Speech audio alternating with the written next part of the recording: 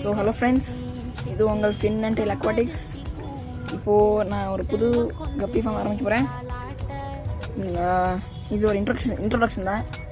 இப்போ என்கிட்ட 2 வெரைட்டி இருக்குது, ஃபுல் பிளாக் அண்ட் அல்பினோ டெக்ஸிடோ.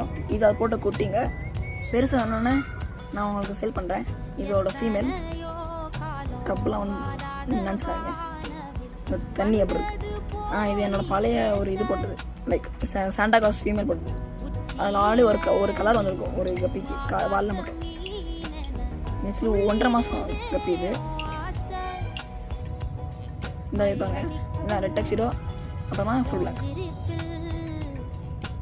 ஓகேங்களா, இப்போ நான் இதில் பிளான்ஸ் கூட போட்டிருப்பேன் இருங்க. இந்த இது சால்வினியா, ஃபாக்ஸ்டெயிலு,